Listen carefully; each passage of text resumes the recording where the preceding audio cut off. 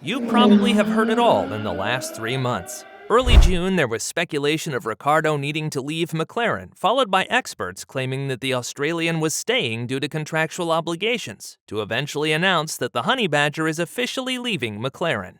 Ever since his announcement in late August, Ricciardo has been linked to many teams in F1. It is fair to say that things haven't been easy for the Australian the last couple months. But after almost 3 months of speculation and making it to the headlines, there still isn't a clear answer as to what the Honey Badger is going to do next year. A unique situation occurred where many F1 fans want him to stay in the sport, but where most team bosses are hesitant to sign him on. The 8-time race winner is going through a difficult period in his career, but that doesn't mean he will never get out of it. Just like people say that past success is no guarantee for future achievements, so is the case about past failures. In this video, I will take a slightly different approach and analyze based on past interviews, results, and telemetry what I think the Honey Badger should do for next year. Ricciardo himself already accepted the fact that he might not drive in F1 next year. To Fox News in Australia, he said, "I have accepted my fate. If I am not on the grid next year, I am okay. I have accepted that I nor my management will do everything to just get me on the grid if it is of no use." However, we do have to understand that he said this when he was emotionally vulnerable and everything seemed to go down in his career. It has always been his goal and felt that he is capable of winning a world championship. Daniel's historic team choices were based on achieving this goal, and with him leaving McLaren by the end of the year and not being able to find a seat at a top team, he felt that he gets further away from his ultimate dream. But does this mean he has to give up his aspiration? What real options does Daniel have for next year, and what team would suit him the best based on his driving style? Let's find out. Both Gasly and Albon are two good examples of drivers who faced many mental challenges only to overcome them and rebuild their careers. When Gasly was demoted by Red Bull, he not only lost his seat, but also lost his good friend Hubert in the first weekend of his demotion. Eventually, he found the strength and mental toughness to continue and win his first Grand Prix 1 year later at Monza. Albon, who also got demoted by Red Bull, missed out entirely on an F1 seat for the 2021 season. However, after being a Red Bull test driver for 1 year, he got another chance at Williams this year where he shows to possess great racecraft. Talks have already started about him potentially moving to Red Bull again in a few years. Obviously, both Gasly and Albon were in a much different state of their career, but it proves that a demotion doesn't have to be the end.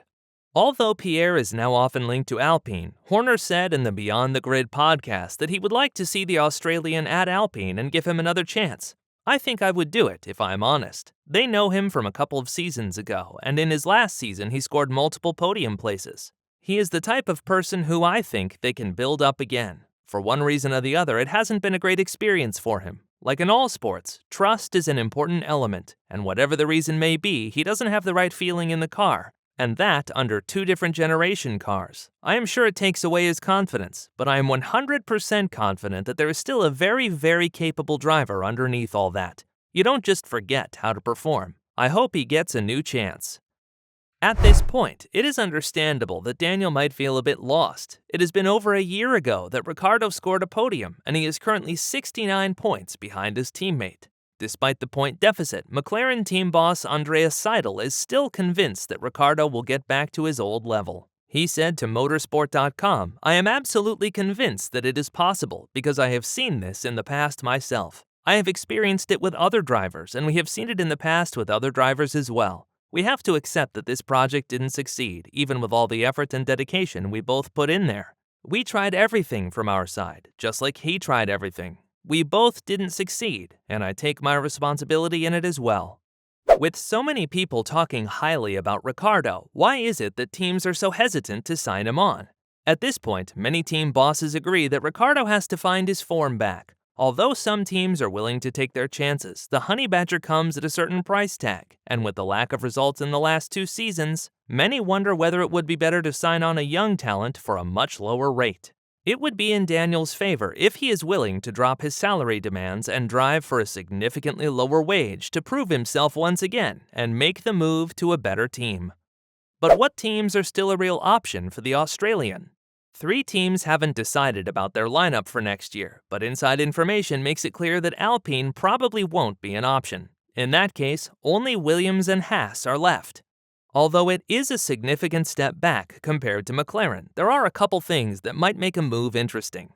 First of all, the budget deficit of smaller teams compared to the bigger teams is much smaller due to the budget cap. This gives the smaller teams a better chance of keeping up with the development rate of the front runners. Where the budget deficit used to be around $300 million a year, it is now around $10 to $20 million depending on the team. Furthermore, Daniel should take into account that Williams and Haas have a much higher allowance to test components in the wind tunnel and CFD. To put things in perspective, the standard allowance sits at 40 wind tunnel tests a week. Williams is allowed 46 runs, whereas Red Bull only gets 28 runs. Although some fans find these restricting rules against what the sport stands for, it does allow for a more equal playing field in the long term. The budget cap and test allowance regulations can play a crucial part in Ricciardo's decision for the next couple of years. In a recent interview with Fitzy and Wippa, an Australian radio show, he said, "Of course, 2024 is something I want to keep an eye out for. If that means I have to take a step back to make two forward, then that is something my team and I have to find out." Both Williams and Haas have proven that they are capable of developing their car. Albon regularly shows that Williams builds a better car than mainly Latifi has shown so far. With Latifi leaving the team at the end of the year, an interesting spot opens up for Daniel.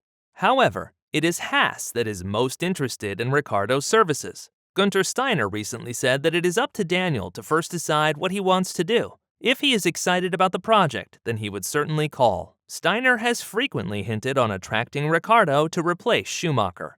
But what team would suit Ricciardo's driving style the best?